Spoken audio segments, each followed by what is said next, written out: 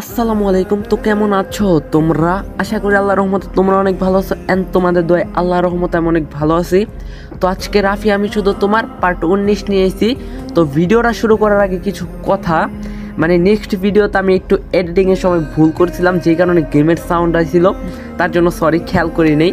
তো তোমরা তো রুদ্রগল্পর কথা কম বেশি সবাই জানতা যে আমার সেকেন্ড চ্যানেলে দিতাম, বাট আমার ওই চ্যানেলটা গেছে গা। তো তোমরা রুদ্রগল্পর জন্য অনেক পরিমাণ রিকোয়েস্ট করতেছো, তার জন্য আমি একটা নতুন চ্যানেল খুলছি। চ্যানেলের লিঙ্ক ডিসক্রিপশন বক্সে দেওয়া থাকবো, সবাই যে সাবস্ক্রাইব করো। রুদ্রগল্প কামিং সুন। আর হ্যাঁ, আরেকটা কথা, তোমরা অনেকেই বলছিলা যে আমি আগের মতো কেন ভয়েস দিই না, মানে আগের মতো ভয়েস কোয়ালিটিটা সুন্দর কেন হয় না। তো এখন থেকে চেষ্টা করবো আগের মতো ভয়েস দেওয়ার। তো বেশি কথা না বলে এখন ভিডিও শুরু করা যাক।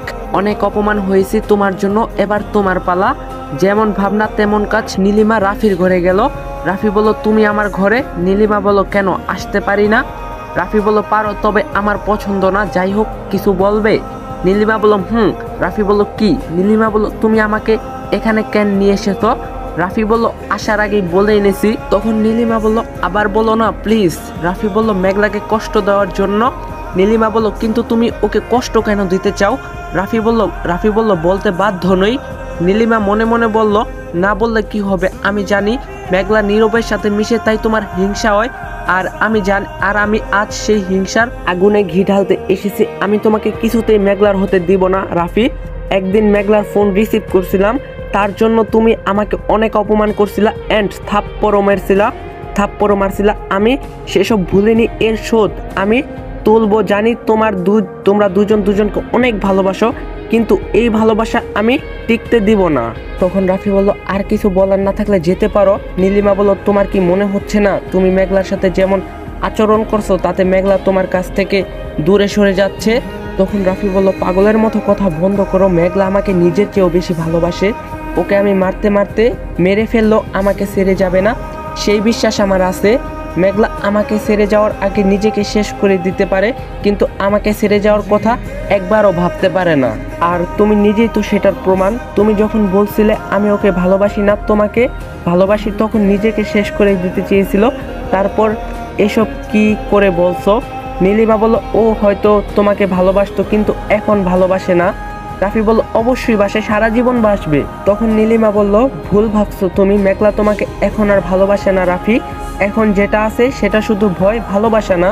রাফি বলল পাগল হয়ে গিয়েছো তুমি, আমার আর মেঘলার সম্পর্কের ব্যাপারে তোমার কোনো ধারণাই নেই। নীলিমা বলল তাহলে হয়ে যাক চ্যালেঞ্জ। রাফি বলল কিসের চ্যালেঞ্জ? নীলিমা বলল আজ তুমি মেঘলাকে নীরবের কাছে যেতে মানা করবা, মানে ওকে বাসায় থাকতে, বাসা থেকে বের হতে নিষেধ করবে। তবে জোর করে বা ভয় দেখিয়ে নয়, হাসতে হাসতে বলবে যদি মেঘলা তোমার কথা শুনে যদি না যায়, তাহলে বুঝবো মেঘলা তোমাকে সত্যিই ভালোবাসে। রাফি বলল এ আর এমন কি গ্যারান্টি দিয়ে বলতে পারি মেঘলা আমার কথার বাইরে এক পাও কোথাও রাখবে না? হেই ফ্রেন্ডস, আপনি তো অনেকের নাম শুনছেন। অনেক হলো ট্রাস্টেড নাম্বার 1 সাইট। আপনি যদি ক্রিকেট বা ফুটবলে বাজি ধরতে চান, তাহলে আপনি অনুমান করুন কোন দল আপনার যত বেশি রান করতে পারবে এবং কোন দল প্রচুর গোল করবে, তার উপর আপনি বাজি ধরতে পারবেন। তাই অনেক বেটে চান এবং আপনার নিজের জ্ঞান ব্যবহার করে উপার্জন করুন। আপনি যদি ক্রিকেটে ভালো হন, প্রতিদিন অর্থ উপার্জন করুন। আপনার বাম হাতের খেলা ক্যাসিনো থেকে আসা আন্দার বাহার, জুজু, রোলেট এবং ক্রাশ প্ল্যান সেরা খেলা। আপনার বিজয়ী টাকা আপনি বিকাশ নগদ দ্বারা উইথড্র করতে পারবেন ফোন আপে। তাই দেরি না করে আমার প্রোমো কোড ব্যবহার করুন এবং 200% ডিপোজিট বোনাস পান, এবং আপনি পিএসএল বিপিএল এ 20% গ্যারান্টি যুক্ত ক্যাশব্যাক পাবেন। আমার সাবস্ক্রাইবাররা বিকাশ থেকে 26,000 টাকা পর্যন্ত বোনাস পেতে পারে। স্টেশনের সময় আমার প্রোমো কোড লিখতে ভুলবেন না। অ্যাপটির লিংক আমার ফার্স্ট কমেন্ট বক্সে দেওয়া আছে। তখন নীলিমা বলল ঠিক আছে, দেখা যাক ওর কাছে কে বেশি গুরুত্বপূর্ণ, তুমি নাকি নীরব? তুমি ডাকো মেঘলাকে, আমি যাই। রাফি বলল তুমি থাকো, তোমার সামনে বলছি। নীলিমা বলল বলো। মেঘলা যেমন নরম মনের মানুষ, ও না গিয়ে থাকতেই পারবে না। ও না গেলে একজন অসুস্থ মানুষ না খেয়ে থাকবে, সেটা কিছুতেই মানতে পারবে না। আজ তুমি হারবে রাফি। কথাগুলো নীলিমা মনে মনে বলছিল। তখন রাফি মেঘলাকে ডাকলো, বললো মেঘলা শুনে যা তো। মেঘলা বলল আসছি। মেঘলা রুমে এসে বলল বল। রাফি বলল আজ স্কুলে যাস না কেমন? আমার কাছেই থাক, কখন কি দরকার হয়। তখন মেঘলা বলল যাব না। তারপর রাফি বলল মনে থাকবে? মেঘলা বলল রাফি বলল কোথাও যাস না কিন্তু? মেঘলা বলল আচ্ছা বলে চলে গেল। তখন মেঘলা ভাবছে ভাইয়া তো বলল ওর কাছে থাকতে, কিন্তু নীরবের জন্য যে রান্না করলাম ওর কাছে তো কেউ নেই। আমি ওকে বলে দিয়েছিলাম আমি সকালের খাবার নিয়ে যাব। ও তো নিশ্চয়ই অপেক্ষায় থাকবে। আমি খাবার না নিয়ে গেলে হয়তো খাওয়াটাও হবে না। আমার অসুস্থতার সময় ও আমার পাশে ছিল, আমার কত সেবা করছে, আমার যাওয়া উচিত। আমার আবার ব্যথাটাও তো আমার জন্যই পেলো। আচ্ছা, নাস্তা খাওয়ার পর তো ভাইয়া বিশ্রাম নিবে, তখন গেলে কেমন হয়? ভাইয়া তো স্কুলে যেতে বারণ করছে, কারণ স্কুলে অনেক সময় থাকতে হবে, কিন্তু এখানে তো শুধু যাব আর আসবো, দেরি হবে না। ততক্ষণে ভাইয়া নিশ্চয়ই কোনো অসুবিধা হবে না, বাসায় তো সবাই আছে, এতটুকু সময় ওর খেয়াল রাখার মতো অনেকেই আছে। আমি যাব আর আসবো, তাতে ভাইয়া মনে হয় না রাগ করবে। রাফিকে না বলে মেঘলা নীরবের কাছে চলে গেল। নীলিমা মেঘলার পিছন পিছন গেল। নীরব বলল, এসবের কি দরকার ছিল মেঘলা? হাসপাতাল থেকে তো খাবার দিতই। মেঘলা বলল, আমি থাকতে হাসপাতালের খাবার কেন খাবে? আমি বুঝি তোমার কেউ না? নীরব বলল, কেউ না মানে? তুমি তো আমার সব, আমার সবচেয়ে আপনজন। মেঘলা বলল, মানে? নীরব বলল, বারে তুমি তো নীরব বলল, বারে তুমি তো আমার 10টা না 5টা না একটা মাত্র বউ। কথাটা শুনে মেঘলা একটু বিচলিত হয়ে গেল। নীরব ব্যাপারটা বুঝতে পেরে হেসে দিল আর মেঘলাকে চিন্তা মুক্ত করার চেষ্টা করলো। নীরব বলল, আরে মেঘলা, কি চিন্তা করছো? আমি তো মজা করছিলাম। আমি খুব ভালো করেই জানি আমি হাজার চাইলেও তুমি কখনো আমার হবে না, কারণ তোমার মনে রাফি বাস করে। তাই আমার সেখানে কোনো জায়গা নেই, আর আমি সেখানে ঢুকতেও চাই না। তোমাকে আমার ভালো লাগে এটা সত্যি, কিন্তু তোমার বিরুদ্ধে গিয়ে কখনো কোনো দাবি করব না। তুমি আমার খুব ভালো একজন বন্ধু, এর বেশি কিছু না, ঠিক আছে? এবার একটু হাসো প্লিজ। মেঘলা বলল, এমন মজা কেউ করে? আমি তো ভয় পেয়ে গিয়েছিলাম। নীরব বলল, থাক থাক, ভয় পেতে হবে না। মেঘলা বলল, তুমি তাড়াতাড়ি খেয়ে নাও, আমাকে যেতে হবে, ভাইয়া অসুস্থ জানোই তো। নীরব বলল, আচ্ছা তুমি রেখে যাও, আমি খেয়ে নিব। মেঘলা বলল, রেখে যেতে হবে কেন? এখনই খেয়ে নাও না। নীরব বলল, আসলে আমার হাতে তো ব্যান্ডেজ, আমি কি করে খাবো? মেঘলা বলল, তার মানে তুমি কাল থেকে কিছুই খাওনি? নীরব বলল, না মানে আসলে আমার পরিচিত কেউ এখানে নেই তো, তাই আর কি। তুমি রেখে যাও, আমি অফিসের কোনো স্টাফকে আসতে বলি, আসলে খেয়ে নিব। মেঘলা বলল, কে কখন আসবে এই আশায় বসে থাকলে হবে? নীরব হাতের ব্যান্ডেজ খোলার চেষ্টা করতে করতে বলল, আচ্ছা দাও, আমি খাচ্ছি। মেঘলা বলল, আরে কি করছো? নীরব বলল, তুমি রান্না করছো, আমি সেটা খাবো না, তা কি করে হয়? তুমি দাও, আমার যতই কষ্ট হোক খাবো। মেঘলা বলল, আরে থামো, খেতে হবে না। নীরব বলল, না না, তুমি কষ্ট করে রান্না করছো। তখন মেঘলা বলল, তোমাকে না খাইয়ে আমি যাব না, কিন্তু তার জন্য তোমাকে ব্যান্ডেজ খুলতে হবে না। আমার কি হাত নেই নাকি? নীরব বলল, মানে? মেঘলা বলল, তোমাকে আমি খাইয়ে দিব। নীরব বলল, কিন্তু? মেঘলা বলল, একটু আগেই তো বললে আমরা ভালো বন্ধু, তাহলে বন্ধু কি বন্ধুকে খাইয়ে দিতে পারে না? নীরব বলল, অবশ্যই পারে। মেঘলা বলল, এখন আর কথা না বাড়িয়ে খেয়ে নাও তাড়াতাড়ি। মেঘলা নিজের হাতে নীরবকে খাইয়ে দিল। ততক্ষণে নীলিমা তা প্রেমবন্দি করতে ভুলেনি। মেঘলা বাসায় ফেরার আগেই নীলিমা বাসায় চলে গেল। তখন নীলিমা বলল, আসতে পারি? রাফি বলল, মানা করলো আসবে জানি, তাই ঢং না করে যা বলার আছে বলে ফেলো। তখন নীলিমা বলল, তুমি হেরে গিয়েছো রাফি।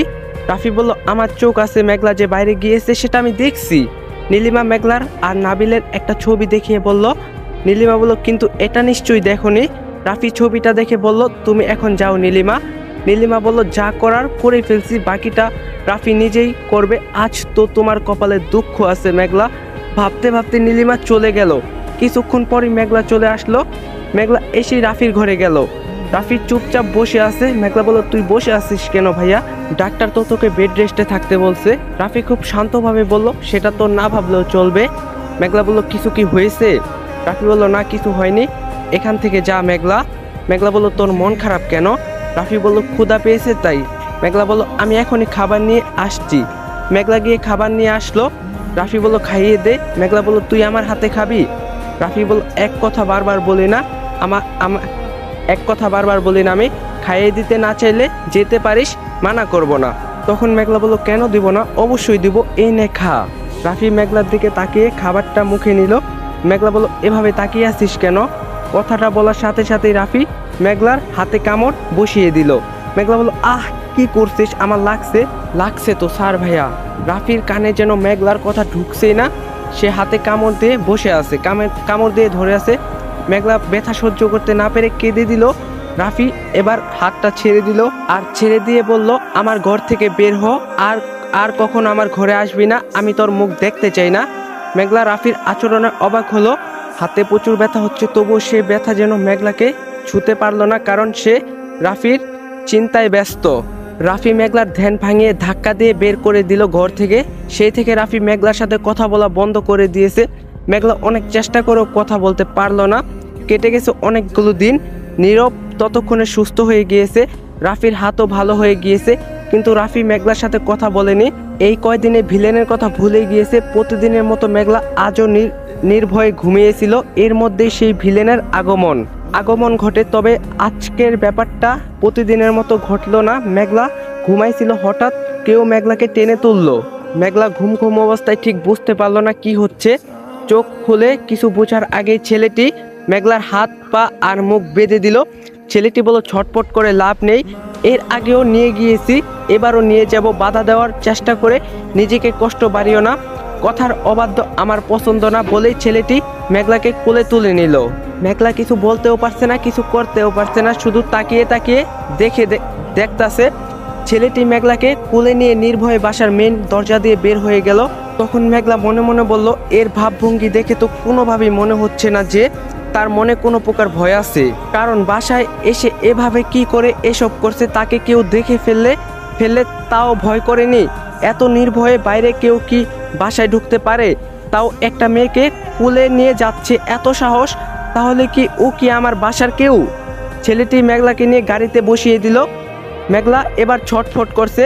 ছেলেটি বলল, উফ, শুরু করে দিলে, আচ্ছা খুলে দিচ্ছি, কি বলবে বলো। ছেলেটি মেঘলাকে সিট বেল্ট পরিয়ে দিয়ে মুখটা খুলে দিল। তখন মেঘলা বলল, আমাকে কোথায় নিয়ে যাচ্ছেন, ছাড়ুন বলছি, আমি কিন্তু এখন চেঁচাবো। ছেলেটি বলল, আমাকে ভয় দেখাতে চাইছো, ব্যাপারটা হাস্যকর। তারপর ছেলেটি ড্রাইভ করছে, মেঘলা বাঁচাও করে চেঁচাচ্ছে, কিন্তু গাড়ির গ্লাসের জন্য আওয়াজ বাইরে বের হচ্ছে না।